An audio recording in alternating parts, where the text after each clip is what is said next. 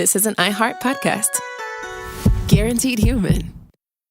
Support for the show comes from Public, the investing platform for those who take it seriously. On Public, you can build a multi-asset portfolio of stocks, bonds, options, crypto, and now generated assets, which allow you to turn any idea into an investable index with AI. It all starts with your prompt. From renewable energy companies with high free cash flow to semiconductor suppliers growing revenue over 20% year over year, you can literally type any prompt and put the AI to work. It screens thousands of stocks, builds a one-of-a-kind index, and lets you backtest it against the S&P 500.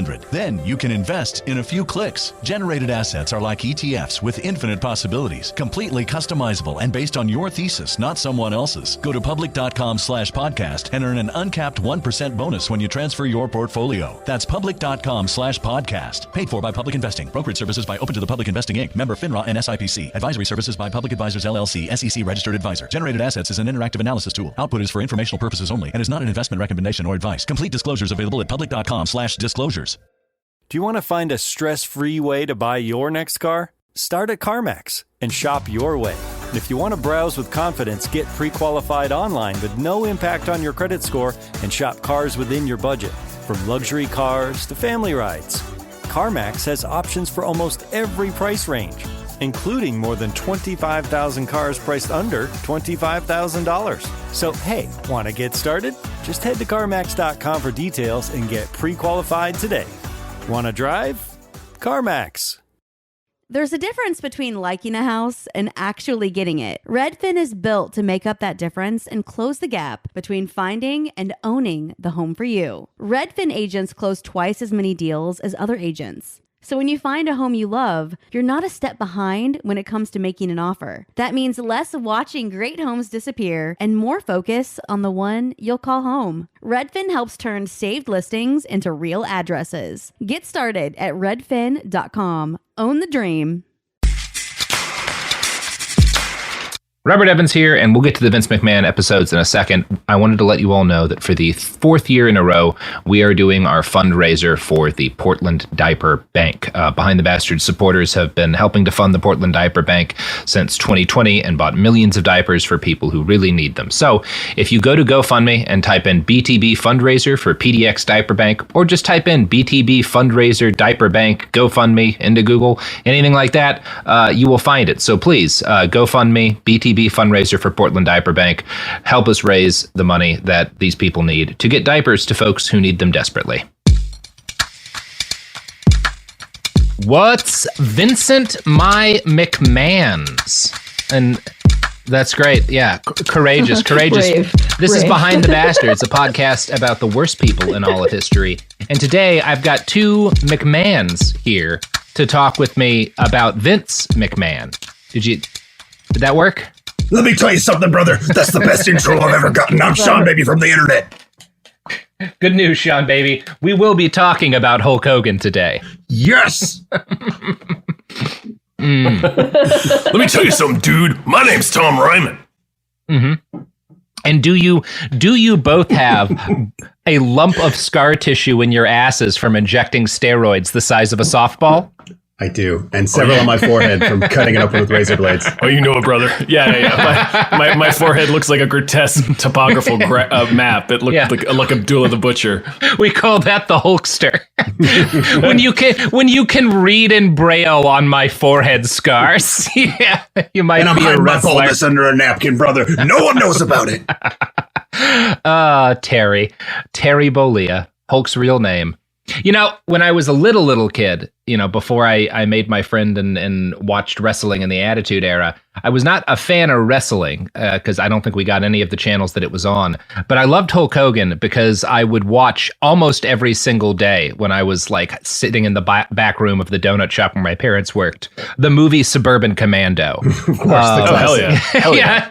Yeah, absolutely a fucking legendary film. I have long stretches of that movie memorized. Hulk Hogan. So, We are back for part 3. We're talking about Vince Sr. still, because he is still the one running the wrestling business. When we left off, Vince Jr. had just started using the name Vince McMahon as he got sent to a military school, possibly for being too racist to be in an integrated high school, but it's unclear. It's more likely than him beating up a Kumite full of Marines. Yes, that is probably true. You have to separate him from the general population after that. He's far too dangerous. Yeah. So Vince Sr. was well regarded, as I said, in the national wrestling business. His company was an affiliate of the NWA, the big wrestling organizer union that ran most of the country, but he wasn't a member at first, and when he became one, he very quickly fell behind on his dues and threatened to resign. He seems to have understood the value of such an organization, but disliked the fact that being a member of it would mean he had to inevitably cede some of his control over how storylines of his wrestlers proceeded. Vince Sr. was also different from most of the other promoters and owners across the country.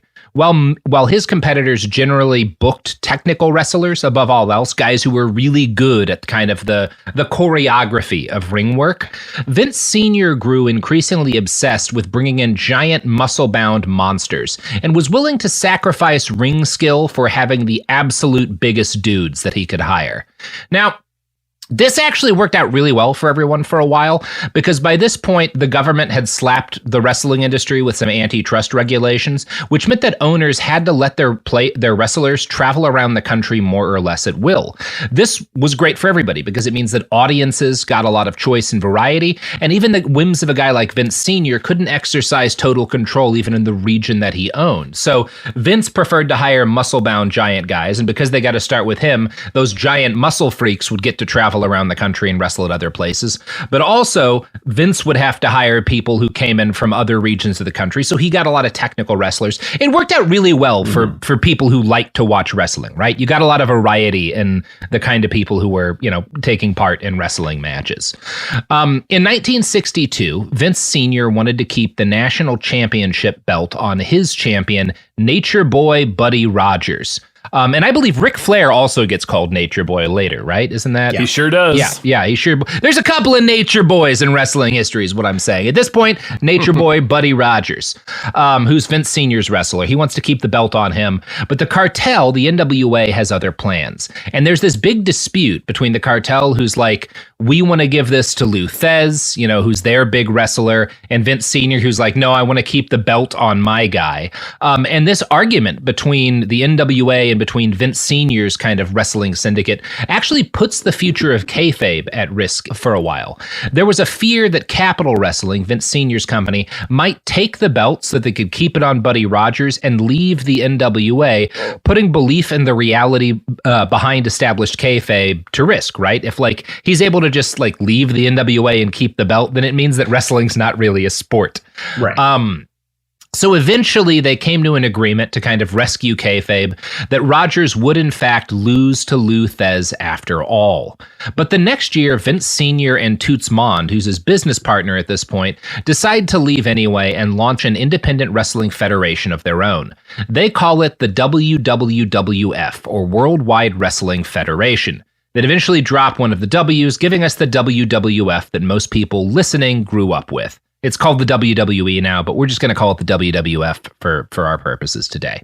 While all this was going on, Vince was acclimating to military school and the departure of his stepfather, Leo, who bounced and got divorced from Vince's mom around the same time. She got remarried to some other dude about a half year later, but this doesn't seem to have impacted Vince as much. He was old enough now, he's spending all his time with his biological father, and to his credit, Vince Sr. seems to have legitimately committed to being a part of Vincent's life, even though he never kind of got over his awkwardness with his son.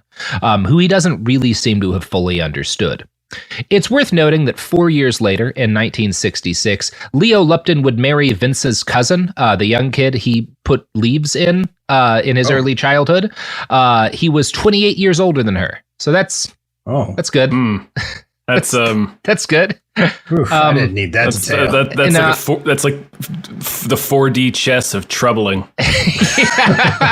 But they marry in Florida, so at least this one's not on North Carolina. So hey, that's good.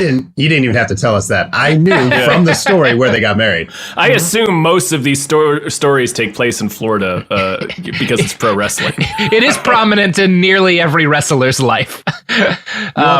Those dry Florida leaves when you're stuffing leaves into your bride, your 28 years younger cousin bride. Sorry, I might have lost some details of the story. It's fine. Anyway, every one of those details is significant. Back in 1962, 11th grade Vince tried his first attempt at becoming a wrestling promoter. Now, he's in military school at this point. He's become pretty muscular. He's working out with the weight set that Dr. Graham gave him. And he's done some football. He's an okay defensive tackle, but he doesn't really like actual competition sports. He doesn't seem to super engage with them. Wrestling is what his bio dad did, and so wrestling is what Vincent Jr. loved. He decided to create a youth copy of his dad's league at Fishburne Military School. Now, Vince McMahon's first shows were carried out in a high school gym after hours and included the costumes and ring stunts that were already such a part of the pastime. Vince wrestled himself as Ape Man McMahon. One friend at the time explained, that's not a bad name, to be honest. That's a solid wrestling name. Yeah. Not bad. It's you graduate from that, you evolve, but it's not bad for a first try. Yeah. As a high school wrestling starting point, perfectly acceptable. You become Gorilla Monsoon after Ape Man McMahon. Some of the people listening think Gorilla Monsoon's a joke that you came up with. He is not. That's a real guy. That is an absolute real guy. One friend at the time explained he was just into dress up, putting on masks or something, and he would wrestle just to have fun. Sometimes people would participate. Sometimes they'd just come watch. Vince was Vince. He loved to wrestle. Situation where the first part of it, he's fighting himself. He's just gouging his own eyes out, throat punching himself. This is what I did to those Marines. They never saw it coming. This is, I have to say, one of the things that's actually really interesting about Vince McMahon. He is a cutthroat businessman.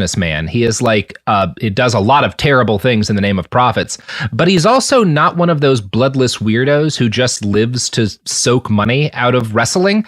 He loves to wrestle. He becomes a very prominent in-ring character because he just can't stop himself from being physically involved with it.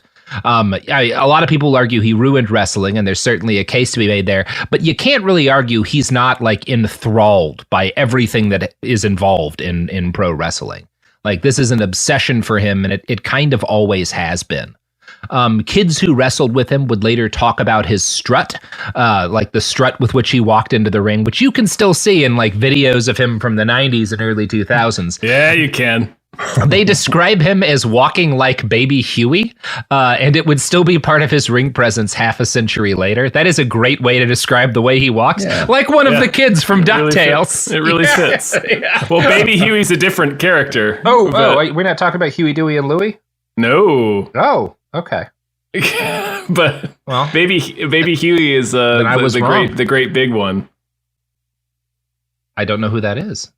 See, this is me learning something. I'm gonna Google it. Yeah, Google it. Google Baby Huey. I assume this was a duck. Oh my God. Okay, no, I do know this guy. Yeah. The gigantic weird baby duck. Yes. Okay, that also works. Look, both of these work, is what I'm saying. Cartoon duck, generally a good thing to compare to Vince McMahon. Yeah. Fascinating. There's never been a more apt comparison. No.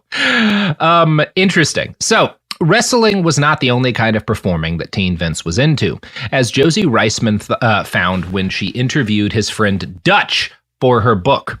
Quote, we would go over to Fairfax Hall, the girls' school across town, and he would put on a healing show over there. What? He had a fella named Charles Lindsay. Dutch was kind of short, stocky guy, and he'd grab Dutch by the head, and he'd do this healing routine, and Dutch would fall to the ground, and Vince would heal him.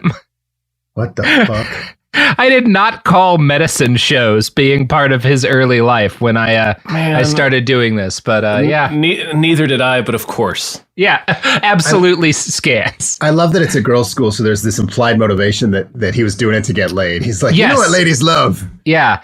Well, that's interesting. Mysterious healer. Because, and this is something that when Josie talks to other kids at the military school, they'd bring up is that, like, you know, we're men in a military school. Our access to women who are our age was very strictly curtailed at this point, right?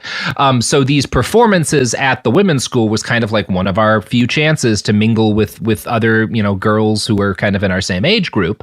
But Vincent doesn't seem to have been into this. He is at this point in love with the woman who will become his wife, Linda McMahon. In the biopic, I can already see the scene where she's like watching from her dorm window of this maniac in the parking lot, like healing his friend from a wheelchair and thinking, I'm gonna marry that man one day. And then I'm going to somehow become a member of Donald Trump's White House. My God. So they had very specific dreams. Yeah. Friends recall that he talked about Linda constantly, even though he generally didn't talk about girls. Wrestling was pretty much all Vince chatted about. Like they noted that he talked about Linda and that it was kind of weird because he otherwise did not seem to notice that female people existed. Maybe she had a real crisp DDT. I'm telling you, this Linda, man, she plants your head in the canvas like something you've never seen. Now, as we have come to Throw expect a snake on you while you're unconscious. Always keeps a razor blade in her palm. Yep. Now, as we've come to expect from our boy, adult Vince would later claim to have been a bad dude at school, constantly in trouble and committing crimes.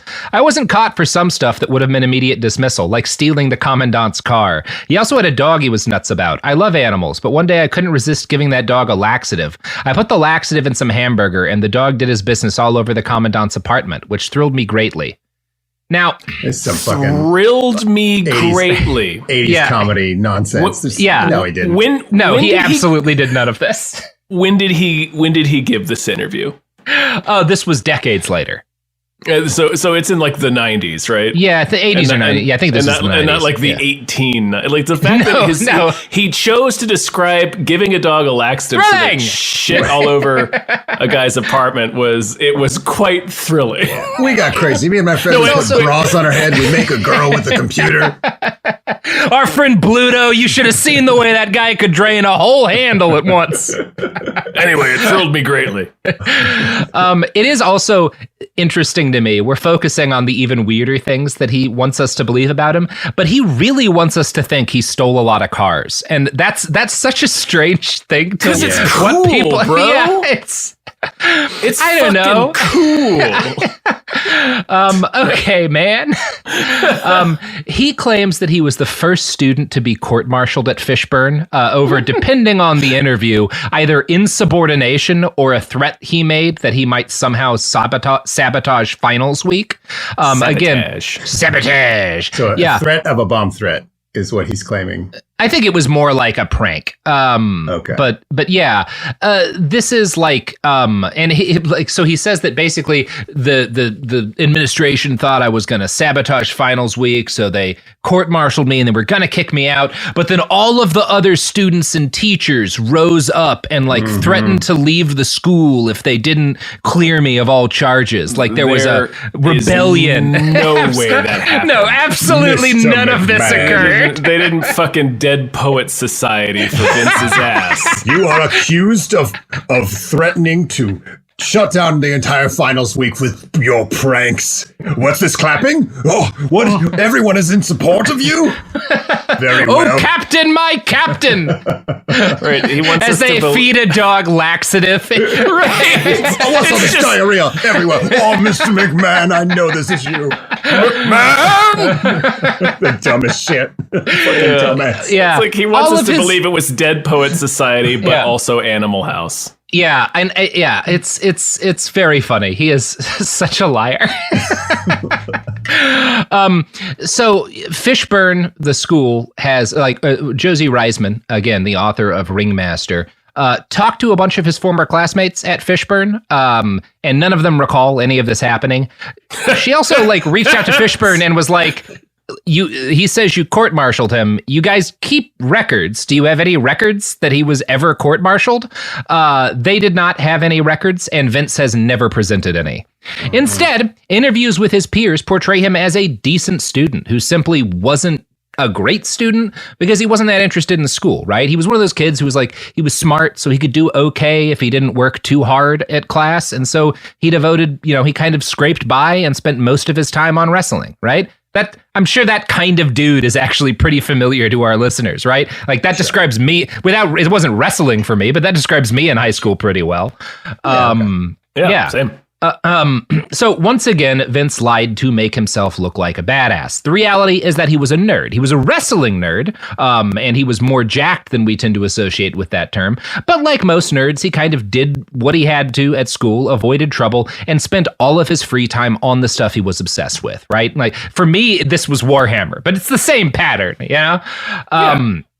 He graduated and he got into college at East Carolina University. At around the same time, his dad took on a new championship wrestler, a guy named Bruno Sammartino, still regarded today as maybe the greatest pro wrestler of all time. Although there's a couple of people who folks wind up throwing out, in that category. He's in the conversation. He's in the conversation, right? Yeah, he was obviously he's huge, and he was an extremely skilled technical wrestler. Bruno was also the kind of person who trained like a world-class athlete. And as a result of how careful he was about his training, he was able to remain a high-skill technical performer for more than 30 years, which is a lot of longevity, especially for this period of time in pro wrestling. With Bruno, Vince Sr. pioneered a strategy totally new to the field. And I'm going to quote now from a book called Death of the Territories by Tim Hornbaker.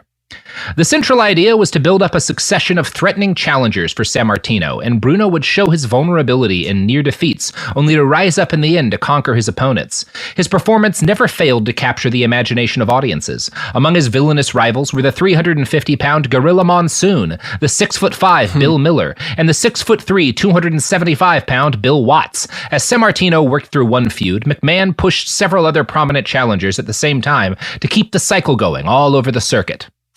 Now, while this is all going on in the wrestling world, Linda graduates high school about a year after Vince, and the two of them get married when they're both in college in 1966, which is interestingly enough the same year that Leo marries Vince's cousin. Linda joins him at ECU, and because she's an excellent student, she qualifies for an accelerated program in French, which is I wouldn't have called as Linda McMahon's focus in college, but there you go. They graduated in 1969, which is the same year that she got pregnant.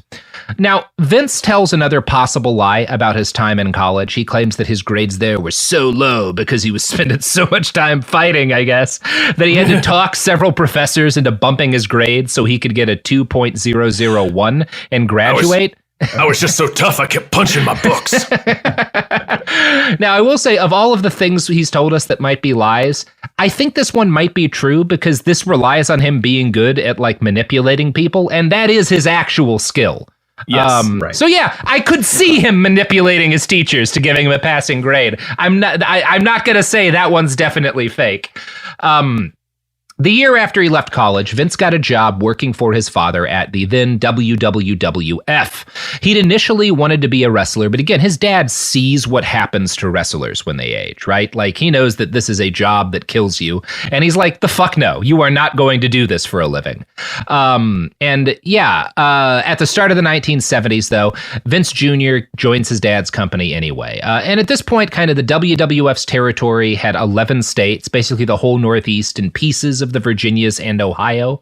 It's the largest wrestling federation at the time, but it's also very much integrated with the others, right? The heads of the different syndicates would change sometimes, but the actual territory wouldn't, because everything was kind of spoken for. So nobody can really expand without somebody else losing some ground. And for, all of that he is a pretty cutthroat businessman, Vince Sr. was one of these guys who's like, look, these other people are my peers, these other owners of syndicates, and we have a handshake deal, right? Like, I'm not going to fuck too much. I'll fuck around a little bit sometimes to get an advantage, but I'm not going to fuck with the overall system too much, Yeah. So at the very beginning of his career, Vince found a place for himself as a referee. Now, in this stage, wrestling refs were legitimate sports referees. They were licensed by the states, and they had to have specific training in order to do the job. This is, again, wrestling is not an actual sport still at this point, but the referees do but they're lying about that, right? Like, wrestler, like the company, promoters, everybody pretends it is a real sport. And so the government's like, well, then you have to have actual refs, right? Like, you know. The government's like, all right, we'll go along with it. We'll go along with this, but you got to do the thing other sports do. We can't just like pretend that you're a real sport, but be like, for no reason, they're exempt from all the rules. Right. Now, obviously, that eventually becomes the whole thing behind sports entertainment, right? Yes. Which that will be a major focus of part 4. So the main job of refs at this point is to act as storytellers, right? They kind of, honestly, there's a lot of similarities between wrestling and Dungeons and Dragons. The refs, in a lot of ways, are kind of acting like DMs, right? They're making it clear when someone's won or lost. Sometimes when you have to, like, you know, somebody gets out of pocket and they're not willing to, like, actually take a fall when they're supposed to take a fall, you find ways to like DQ them or call the match for the other guy in order to make sure things still in the way that they need to. The ref has actually a lot of power, and so do the announcers. It's kind of the two of them together are helping to sort of tell the story to the audience of what's happening in the ring, right? And it's also part of their job and part of the announcer's job, what Vince Jr. is doing, to sell what's happening to the audience. So maybe sometimes you've got like a wrestler who's not as technically skilled, or just somebody's off and a hit doesn't really, you know, land the way that it should have. It's your job to kind of hype that hit up so that the audience, you know, gets carried along in the enthusiasm and doesn't notice. One of the funniest clips you can watch on YouTube are blown spots like that, where somebody misses like a drop kick or a hold doesn't go right, or they screw up a special move, and listening to the announcers trying to sell what happened as if they didn't just fuck up. Yeah. It's incredible genre of YouTube video. Yeah. I know. Yeah. And it's because it is interesting. Like, the more I get into it, the more I understand why, like, all of the kids that I played Dungeons and Dragons with when I was 12 were into pro wrestling. It's like, oh, this makes complete sense. These are extremely similar in a lot of ways. You know, it's just a lot of it is make believe and choreography and kind of fantasy, a weird kind of fantasy storytelling. I love the theatrics of when the referee like tells, like in a tag team match, he'll like tell the good guy tag team member like, hey, he'll just turn and start yelling at him for no reason, and then the bad guy tag team guys will like beat the shit out of the other guy, and then he turns around and he has to act like, what happened here? How dare you? I just love that. Like they have no object permanence. Yeah. You know who else has no object permanence? I love where this is going. Yeah. The sponsors, look, we have one simple rule for the sponsors of Behind the Bastards, and it's that none of them can be above the age where they understand object permanence. Every one of our sponsors, the one guarantee I'll make is that if you put your hands over their eyes, they will freak out because they don't know that you haven't just disappeared from existence. Support these babies. And goldfish, I guess. Yes, goldfish as well. We do take a lot of money from the goldfish industrial complex. From big goldfish. Big goldfish. They can get quite large if you keep feeding them, Tom. It's all about the size of the bowl. Same is true of wrestlers, actually. All right. This podcast is sponsored by BetterHelp. I get it. February's full of flowers, candy, stuffed animals, and of course, expectations about Valentine's Day in particular, and about relationships and dating in general. And these conversations, these expectations can feel overwhelming and stressful. No matter where you are, whether you're married or dating or single or just focusing on you, you're right on time, and therapy can help you find your way and see more clearly where you want to be. So if you're looking for a little bit of help figuring out things in your own love life, if you're looking for some help balancing things, therapy can be a great option, and BetterHelp is one option for therapy you should consider. BetterHelp therapists work according to a strict code of conduct and are fully licensed in the U.S. BetterHelp does the initial matching matching work for you so you can focus on your therapy goals. A short questionnaire helps identify your needs and preferences, and their 12 plus years of experience and industry-leading match fulfillment rate means they typically get it right the first time. If you aren't happy with your match, switch to a different therapist at any time from their tailored recommendations. BetterHelp is the world's largest online therapy platform, having served over 6 million people globally with an average rating of 4.9 out of 5 for a live session based on over 1.7 million client reviews. So sign up today and get 10% off at betterhelp.com/behind. That's betterhelp.com/behind. Support for the show comes from Public, the investing platform for those who take it seriously. On Public, you can build a multi-asset portfolio of stocks, bonds, options, crypto, and now generated assets, which allow you to turn any idea into an investable index with AI. It all starts with your prompt. From renewable energy companies with high free cash flow to semiconductor suppliers growing revenue over 20% year over year, you can literally type any prompt and put the AI to work. It screens thousands of stocks, builds a one-of-a-kind index, and lets you backtest it against the S&P 500. Then you can invest in a few clicks. Generated assets are like ETFs with infinite possibilities, completely customizable and based on your thesis, not someone else's. Go to public.com/podcast and earn an uncapped 1% bonus when you transfer your portfolio. That's public.com/podcast. Paid for by Public Investing. Brokerage services by Open to the Public Investing Inc. Member FINRA and SIPC. Advisory services by Public Advisors LLC, SEC registered advisor. Generated assets is an interactive analysis tool. Output is for informational purposes only and is not an investment recommendation or advice. Complete disclosures available at public.com/disclosures. Hey, this is U.S. Olympic gold medalist Tara Davis Woodhull. And I'm U.S. Paralympic gold medalist Hunter Woodhull. As athletes, our lives are about having a clear path. And a team that you can absolutely trust. So when it came to getting the best mortgage, we chose PennyMac. PennyMac is proud to be the official mortgage provider of Team USA and you. Learn more at pennymac.com. PennyMac Loan Services, LLC, Equal Housing Lender, NMLS ID 35953. Licensed by the Department of Financial Protection and Innovation under the California Residential Mortgage Lending Act. Conditions and restrictions may apply. We're back. Yeah, brother. So, in 1972... Fish products, dude. Anyway. In 72, Vince Jr. starts working as a referee. Now, there's nothing that Vince McMahon hates more than being called Vince Jr., and it is true, he's not a junior, right? He and his dad have different names, like they're not actually Vince Sr. and Vince Jr., but because they are both a Vince McMahon, everyone they worked with at the time, and I get this from Tim Hornbaker's book, everyone they worked with at the time in the wrestling world just called them Vince Sr. and Vince Jr. Because like I found out writing this podcast, that's just the easiest way to talk about the both of them. Anyway, Marine Slayer was not sticking as a nickname. Marine Slayer. Yeah, that doesn't work as well. Anyway, Vince McMahon hates it when you call him Vince Jr. So the job Vince Jr. took had previously been done, like this announce or referee, announcer job that he gets. This announcer job that he gets had previously been done by a renowned sports broadcaster named Ray Morgan. He was a very good announcer, but he was also a union man. And both Vince McMahons hated unions. So can't have that. Can't have that. So there's a couple versions of the story. One of them is that one day Vince is backstage with his dad in Hamburg, Pennsylvania one night, and he sees his dad having this really mean, nasty argument with Ray Morgan over the fact that Ray wants a raise. Ray is like, I'm not going out and announcing tonight unless I get a raise. And Vince Sr.'s like, fuck you then, you're fired. Vince Jr. then later claims, quote, I'm sitting in this cloakroom and I'm saying to myself, wow, that was awesome. I was just proud to be there and listen to all that and proud of my dad, proud of the fact that he told this guy to take off. And so, his dad gives him the job because he'd fired this guy for, trying to get a raise. Now, that's the Vince McMahon version of the story. Josie Reisman's research includes uncovering arbitration documents from a separate legal case at around the same time. All right, before you reveal, I just want to say real quick that my prediction is that those things happened just not on the same night.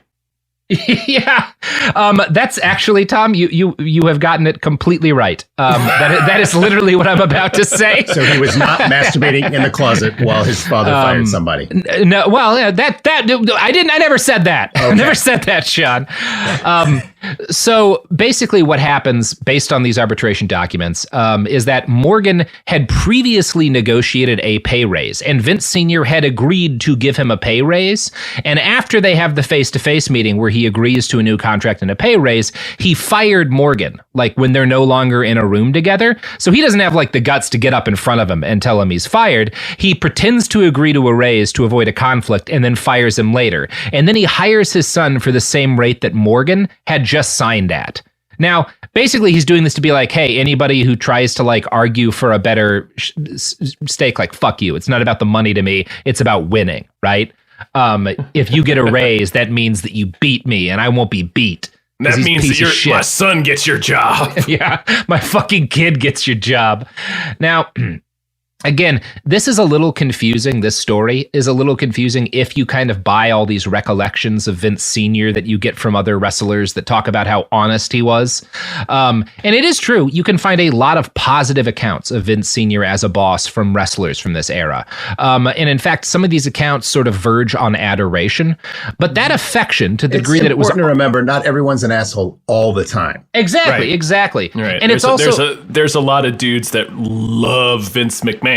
Yeah, because he's nice to them in person. Yeah, and that's what Jesse the Body Ventura said, that like you would always feel good after a talk with Vince, but you wouldn't get a dime, you know.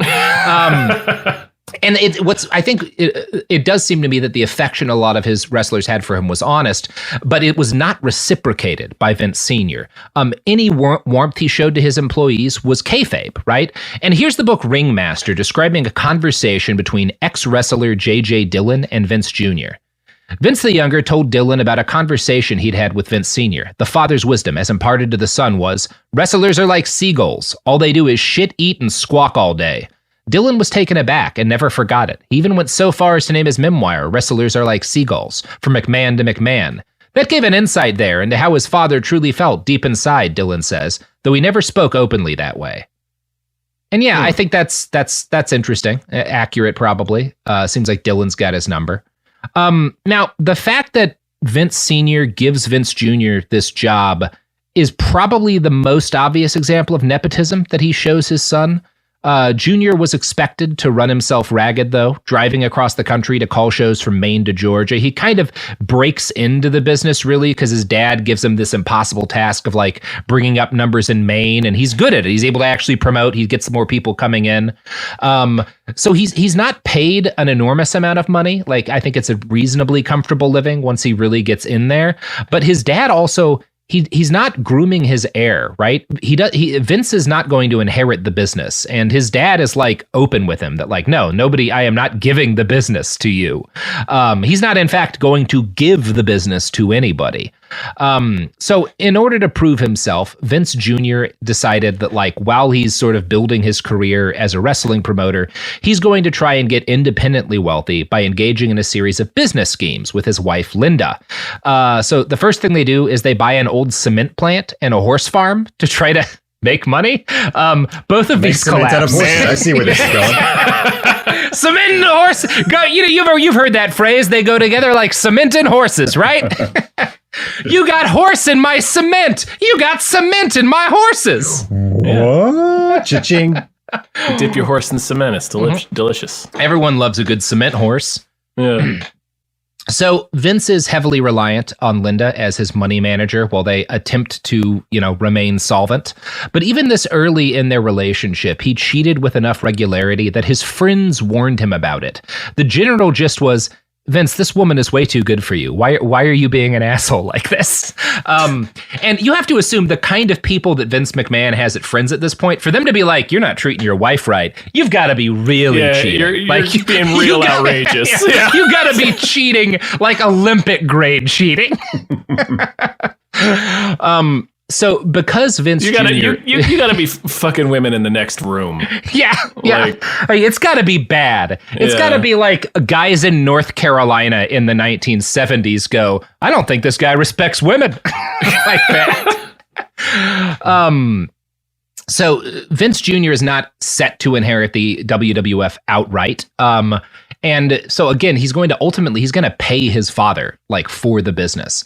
He's often tried to describe this, the fact that his dad made him pay for the WWF, is sort of like a kind of like ode to self-reliance, right? But the truth is that he did still get a lot of help from his father. In 1974, Vince Sr. got his son an unpaid gig with a boxing promoter, Top Rank, that was meant to teach him the ropes of the industry. Less than a week into this job, Vince went to his boss and said, quote, "I've got this great idea. I know a guy who's been jumping over trucks with a motorcycle, Evel Knievel, and now he wants to, with a space rocket, jump over the Snake River Canyon." That ended really well. Thank you. If you're a youngin', he didn't quite make it. He didn't quite make it, right?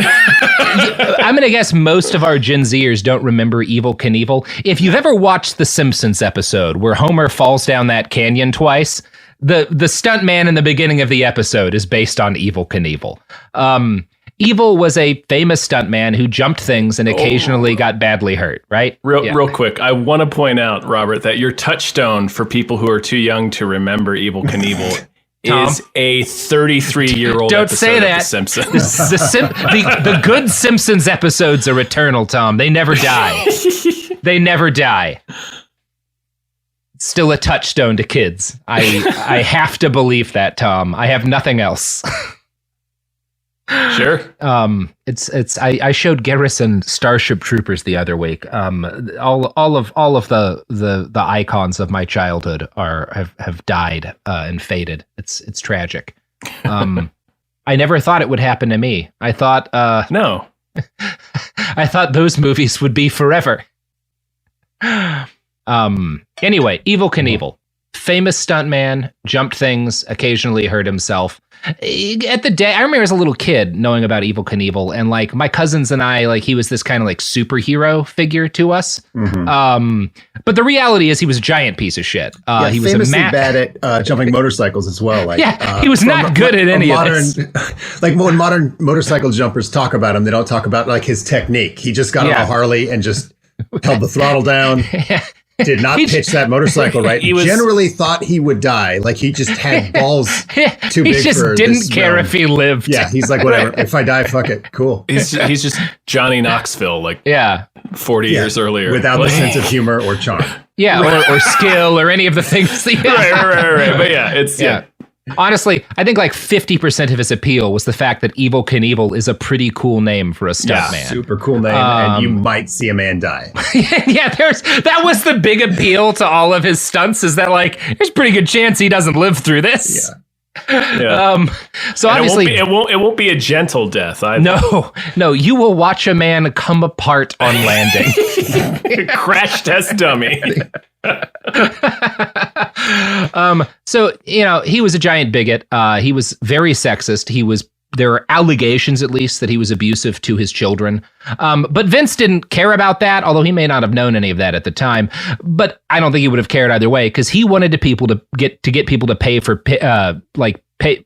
There used to be a thing called pay-per-view, kids, where you would pay to watch things like a la carte that weren't cable TV. I know that's basically how all television works now for most people, but at the time, this was special things, right? So his goal is like, I want to get people to pay for pay-per-view so they can like see if this guy's going to die live on camera. Vince works out a potentially sweet deal with Evel Knievel and ABC, where he's like, hey, we'll do this on pay-per-view while it's live, but then after it airs, ABC will get the exclusive right to rebroadcast it, and so we'll get even more money from this thing. But when he sits down with Evel Knievel in a meeting with his boss, who is a Jewish lawyer from New York, his boss at this promotion company, the first thing Evel Knievel says is, there are three kinds of people I can't stand: New Yorkers, lawyers, and Jews. Evil. So the meeting went well then. Yeah, the meeting went great. Okay. So it gradually becomes a lawyer joke. That's like that's just bigotry. Yeah. Hi, I'm a racist. Pleasure to see you too, sir. Evel Knievel, I don't believe in the Holocaust. How are you doing? They all haven't even sat down yet. Yeah. He's showing off his SS tattoo. So it brought a briefcase of Nazi paraphernalia with him. I bring this to all my meetings. So it gradually became clear that Evil was not a good person to be in business with. Now, his boss, whose name is Arum, Vince, the decent thing to do when you realize that, like, you've got there's two decent things to do, I would say, when you realize that, like, you've brought this guy in for a meeting with your boss and he's being really racist to your boss. The most decent thing to do would be just like, fuck you, get out of here. We're not doing this deal. The second most decent thing would be like, hey, boss, really sorry. I didn't know he was a fucking bigot. I will take point on this so you don't have to interact with him, and I'll get this thing done and we can move on with our lives, right? Vince does neither of those things. Instead, he abandons his boss and his unpaid job at the agency and leaves them to clean up the mess after they've signed a deal with Evil. The canyon jump is a disaster, and Arum had to spend this, again, his boss, who is a Jewish lawyer, had to spend the summer promoting it with Evel Knievel, who on one memorable occasion, while they are together at a hotel, gets angry at a bunch of off-duty soldiers and their families swimming at the hotel pool and pulls a gun and threatens them out of the hotel pool so that they'll be quiet. American hero, Evel Knievel. Great guy. Yeah. So the jump is a flop. I was wondering, I was like, man, I didn't know Vince was involved with the Snake River Canyon jump. And it's like, because he wasn't. He invented it, and then he abandoned it. And then he just fucking left. He just was spoiling your future Evel Knievel episode. Mm-hmm. There's still plenty for it. There's a lot. Don't worry. Yeah, there's a lot. We'll make it work. I do love like it's Snake River is not even. It's not even like an entertaining catastrophe. No. He just doesn't make it and his parachute opens. Dribbles off the side. It's like really anticlimactic. It's a very lame jump. Yeah. If you just type base jumping fails into YouTube, you will find more impressive fails of reckless human beings. If you type cats trying to circle around a full bathtub, you'll get more impressive falls. More thrilling videos than Evel Knievel jumping Snake River Canyon. So it goes really badly. And I will say, even though Vince abandons the entire effort, he and his wife are heavily invested in this stunt for some fucking reason, and they do lose $250,000 on it. Oh my God. Man. But she loves him. He lost me all my money, but I love him. She is very loyal. You got to give her that. In normal people world, being responsible for the Snake River Canyon jump and then losing $250,000 on it would be the end of your big industry dreams. But right, Vince, that would be like opening Al Capone's vault and there was nothing inside. Yeah, but can you imagine? Can you imagine if that guy was still in media half a century later? But Vince Jr. is Vince Sr.'s son, so Arum wound up reaching out again to Vince Jr. when he had another idea for a stunt promotion. Now, this one involved a guy you might know called Muhammad Ali. I've heard of him. Ali, we are talking the mid-70s here. Ali is a big name at this point in time. He is fucking a big dude. And he has been approached by the Japanese to fight a famous Japanese wrestler in like a big show match. Yeah. Now, there's a lot of money in getting Muhammad Ali to fight the most famous wrestler in Japan, right? You're going to make a shitload on that if you can pull it out. But Ali wasn't. Muhammad Ali is Muhammad Ali, right? He's kind of hesitant. He doesn't really get why anyone would want to see this. So Vince Jr. made a plan that he thought he could sell to Ali. And I'm going to quote again from Josie Reisman here. I'm dying to hear what this is. Oh boy, Tom. So I got a hold of Vince Jr. and I said, how do I do this? Arum says. And Vince, of course, had brilliance when it came to wrestling and gave me the scenario. He recounts Vince's plan, which involved a well-worn wrestling practice known as blading, in which a wrestler will covertly cut their own skin to make it look as though they've endured enormous damage. The scenario was, and I'll never forget it, that Ali, after 2 or 3 rounds, was going to be ostensibly pounding the hell out of Inoki for fake, but make it look real. And Inoki was the kind of wrestler that had a razor, like you shave with, in his mouth, and he would take the razor out and slit his own eyebrows. And as Ali was punishing him, the blood would be falling down, and Ali would turn to the referee, please stop the fight. The referee wouldn't, and Ali turns around and says, you gotta stop the fight. Inoki would jump on his back, pin him, 1, 2, 3, count. Inoki would win the fight. Everyone would be happy, and Ali would win with a big paycheck. Okay. It is. Yeah. That sort of works. That has like a wrestling logic to it that like, yeah, he lost, but like, it's not a clean pin, you know. Yeah. It's the thing that theoretically could work, although I might add that having somebody take a punch from Muhammad Ali with a razor blade in their mouth seems reckless. Yeah. And that fake punching is not, it's like a specific thing you train for. That, like when you watch The Rock and Steve Austin throw fake punches, you're like, God, that looks really close to real. Yeah, they're quite good at it. It took probably 40 years of wrestling before anyone like landed on that. Like if you watch Hulk Hogan punch somebody, he'll like put his hand over their forehead and then punch his own hand. You're like, well, I know how you did that trick, pal. Yeah. Counterpoint, have you seen Inoki? I feel like that dude's face could take a couple in the chin with the sledgehammer. And well, you gotta laugh at you. You do have to give him. He is one of like 3 people who have lived on this earth who looks like he could take a punch from Muhammad Ali. Yeah, for sure. Dude looks like a very serious statue. Yeah, very large man.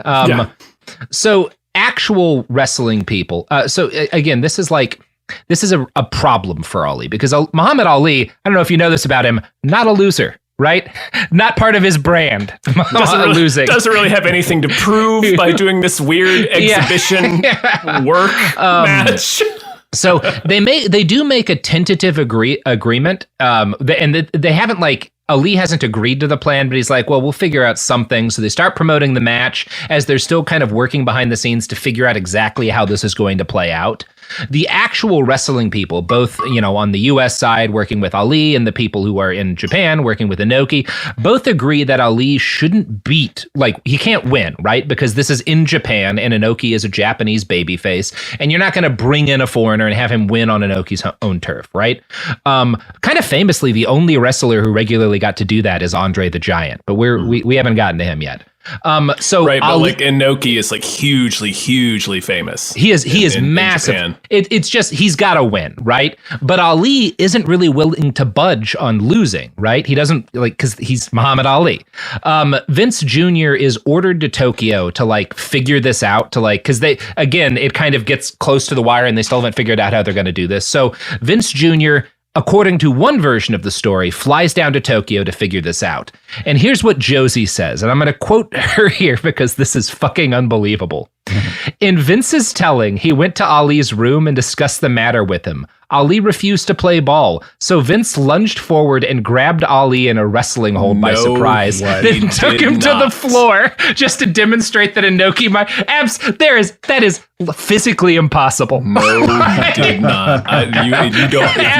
Absolutely not. If you lunged at Muhammad Ali in the 1970s, you died in the 1970s. Right. Tom, my only disagreement is you would die in the 1870s. He would punch you so hard, you would go back in time. He did not. Oh my God. Okay. We've gone from stuffing leaves into my cousin's vagina to I took down Muhammad Ali in a hotel room. Nobody else was there. Nobody else saw it. It was just me and Muhammad. Just me and Muhammad. I left my life. Absolutely not. There are other people who were there who recall Vince being in a room with Ali, but that he never touched him, I feel like they'd remember that. I do feel like they'd remember that. Across the room from Muhammad Ali, him getting taken to the ground by some fucking guy's kid. I want you listeners, go to YouTube, look up any interview with Vince McMahon and try to imagine that dude taking down Muhammad Ali in his prime. It's simply inconceivable. The greatest striker of all time versus a leaf molester. Close. I mean, that's a good style matchup for the leaf molester. Absolutely not.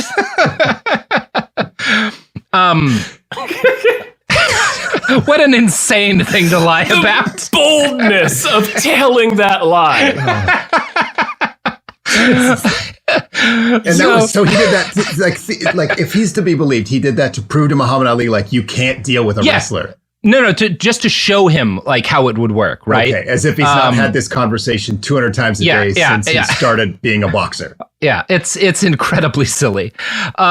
So at any rate, Vince does allegedly cook up a plan. So his partner on this fight is a promoter named Mike LaBelle, who I believe is the brother of Judo Gene LaBelle, who has come up in both of the Bastards episodes that you've done with me now, Sean. Yes, I love Judo Gene. Judo Gene's a fucking hero.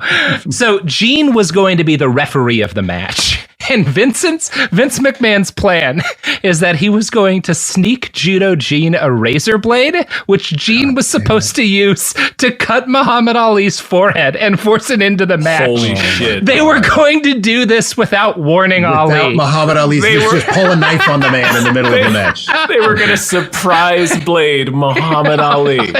Now, one of the greatest athletes of all time. I will say one thing.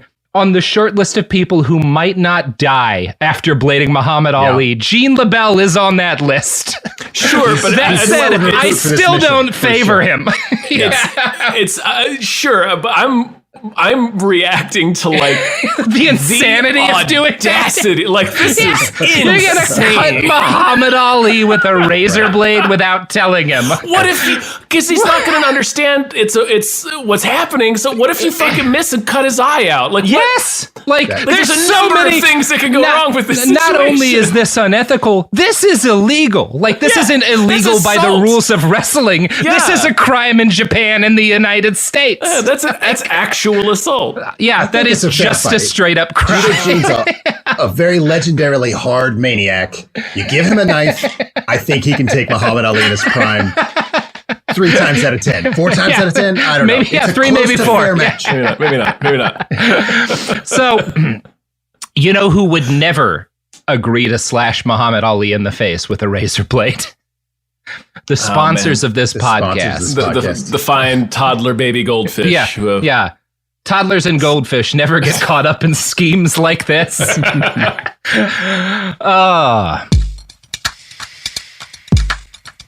Support for the show comes from Public, the investing platform for those who take it seriously. On Public, you can build a multi-asset portfolio of stocks, bonds, options, crypto, and now generated assets, which allow you to turn any idea into an investable index with AI. It all starts with your prompt. From renewable energy companies with high free cash flow to semiconductor suppliers growing revenue over 20% year over year, you can literally type any prompt and put the AI to work. It screens thousands of stocks, builds a one-of-a-kind index, and lets you backtest it against the S&P 500. Then you can invest in a few clicks. Generated assets are like ETFs with infinite possibilities, completely customizable and based on your thesis, not someone else's. Go to public.com/podcast and earn an uncapped 1% bonus when you transfer your portfolio. That's public.com/podcast. Paid for by Public Investing. Brokerage services by Open to the Public Investing Inc. Member FINRA and SIPC. Advisory services by Public Advisors LLC, SEC registered advisor. Generated assets is an interactive analysis tool. Output is for informational purposes only and is not an investment recommendation or advice. Complete disclosures available at public.com/disclosures.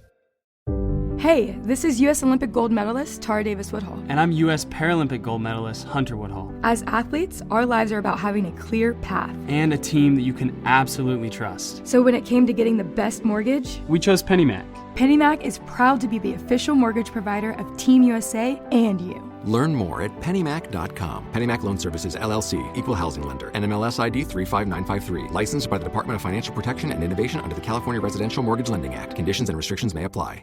Now I'd like to introduce you to Meaningful Beauty, the famed skincare brand created by iconic supermodel Cindy Crawford. It's her secret to absolutely gorgeous skin. Meaningful Beauty makes powerful and effective skincare simple, and it's loved by millions of women. It's formulated for all ages and all skin tones and types, and it's designed to work as a complete skincare system, leaving your skin feeling soft, smooth, and nourished. I recommend starting with Cindy's full regimen, which contains all 5 of her best-selling products, including the amazing youth-activating melon serum. This next generation serum has the power of melon leaf stem cell technology. It's melon leaf stem cells encapsulated for freshness and released onto the skin to support a visible reduction in the appearance of wrinkles. With thousands of glowing 5-star reviews, why not give it a try? Subscribe today and you can get the amazing Meaningful Beauty system for just $49.95. That includes our introductory 5-piece system, free gifts, free shipping, and a 60-day money-back guarantee. All of that available at meaningfulbeauty.com.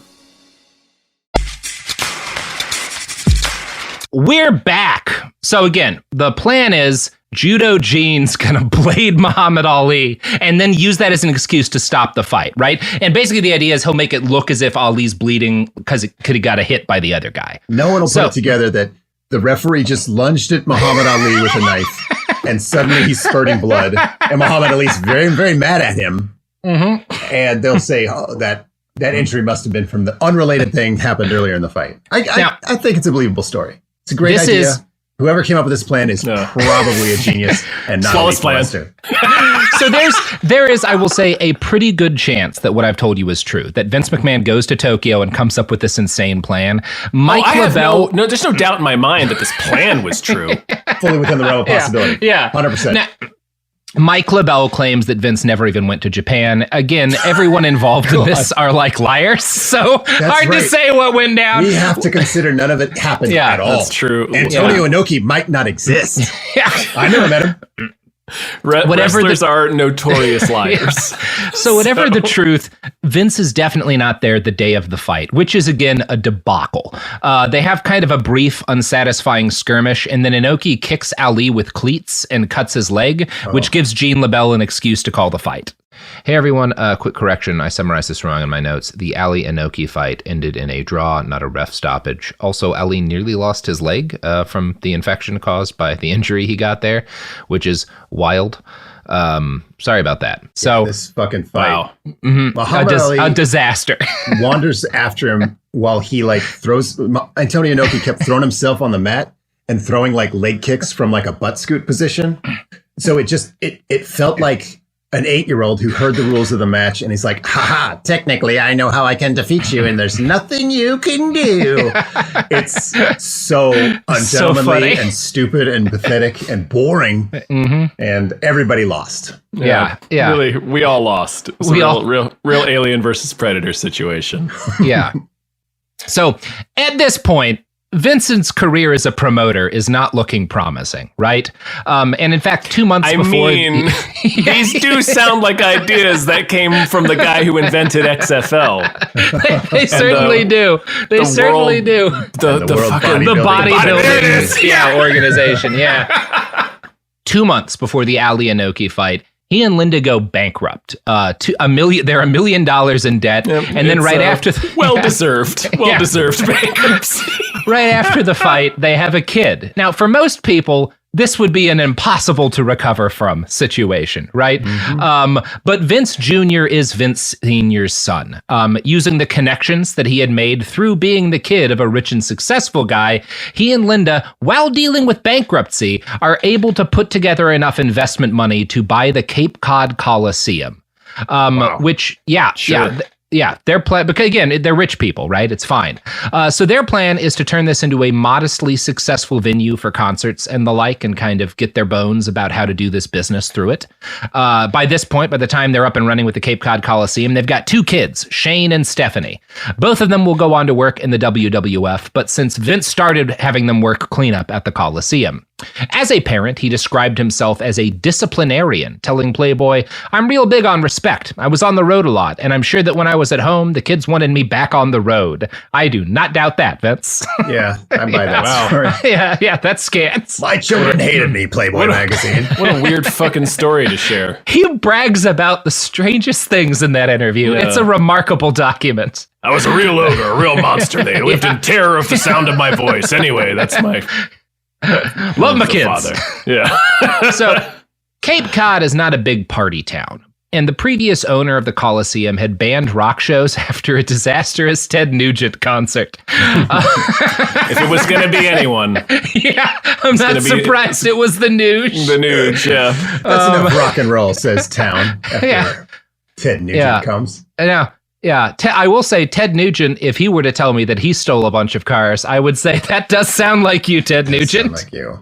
Man, where's the Ted Nugent episode, Robert? One of these days. Well, I got that one loaded up in the hopper. So the town did not love the McMahon's plans there, and the local government decided to go after them by modifying their license in order to restrict the alcohol that they could sell at the Coliseum. The McMahons were sure that this would sink the business, and they decided the best response was to fight the local government head on. The way that they do this is they show up at a hearing with all of the selectmen, which is the town legislators, and they bring a bunch of supporters, right? They get a bunch of like local fans, people who want to like go to shows and be able to drink and think that their plans for the Coliseum are good. And they have like 150 of these people swarm the meeting so that it's crowded out with the people who support them. And basically they kind of bully their way into convincing, you know, the selectmen to give them the votes that they need in order to reduce the restrictions on their operations and allow them to sell all the hard liquor they want, right? Occupy the board of selectors. Yeah. This is the first time that the McMahons ever used the political system for their own profit, but it would not be the last. So, as the 1980s dawned, the WWF was a more successful business than Vince Sr. had ever dreamed. There was no more penny pinching for him, at least. He was wealthy and beloved. But he was also old and mostly spending his time chilling out in Florida. He also saw trouble on the horizon for his business. By this point, Ted Turner had launched TBS, which I'm going to guess 90% of our listeners don't remember, but was the first super channel, right? It was a big deal at the time. And Ted hosted wrestling from another company that was not affiliated with Vince McMahon. Sam Muchnick had retired from the NWA at this point, and it was teetering. Vince Sr. knew that he didn't have the health or the energy to navigate yet another era of the business, but he also didn't particularly want his son to follow him. He didn't want any of his kids to follow him, and most of them seemed fine with this because they were rich, but Vince Jr. was still obsessed with wrestling and wanted more than anything to own his dad's business. Still, Vince Sr. refused to give it to him.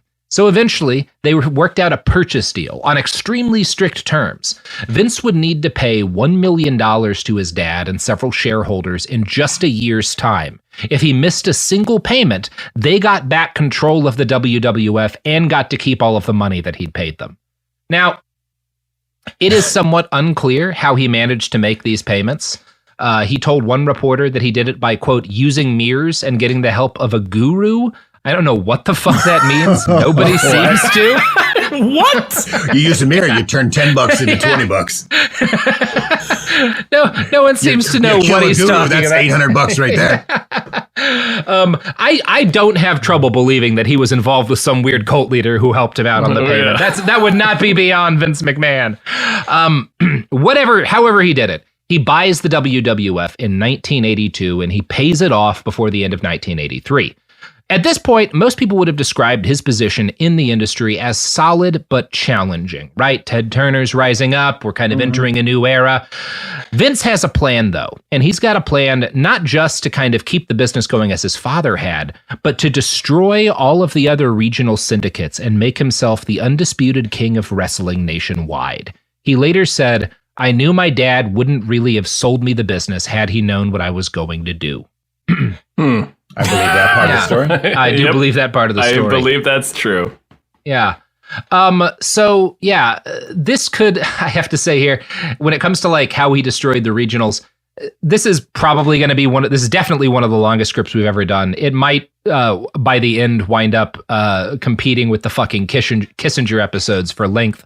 At a certain point, I have had to decide there are chunks of the Vince McMahon story that we are going to have to blow through in order to avoid like driving people insane with a series that's just far too long. What you need to know is this. After Vince took over from his dad, he shredded the gentleman's agreement that the promoters had previously, and he set to work destroying the NWA and as many of the other regionals as he could by spreading WWF events across the country. And most of the regional powers die one by one during this period. He doesn't totally wipe them out, but he spreads the WWF to be nationwide, and most of them die kind of as a result of this, or get acquired. If you want more detail about how this process went, the most accessible and detailed account is in Ringmaster Josie Reisman's book. If you are a huge wrestling nerd and you want forensic detail about how this went, the book Death of the Territories is the best resource by a mile. Now, a big part of the weakness of these kind of regional syndicates is that they didn't understand TV the way that Vince McMahon did.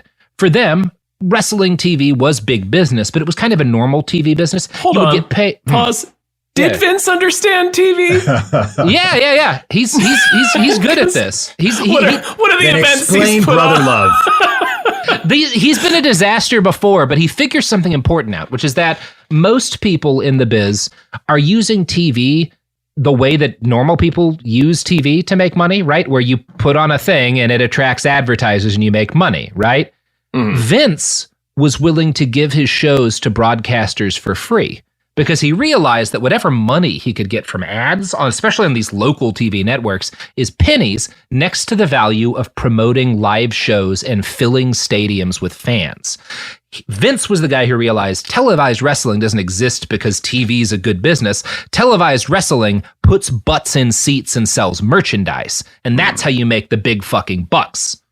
And he's very successful at this. Now, Vincent Sr. is not proud of what his son's doing here because he's kind of doing this as he's using TV. He'll basically give broadcast rights to a bunch of local TV stations that he's not currently the WWF isn't currently in this town or this state or this part of the country, and he'll use that to build up interest so that he can then bring the WWF to this new state, start hosting shows, and slowly choke out another regional competitor. Right? Like that's the actual tactic. Yeah. And I'm assuming a lot of the other promotions aren't rich enough to do the same thing. Yeah, exactly. He's got the size, he's got the money to use as a base to kind of conquer from.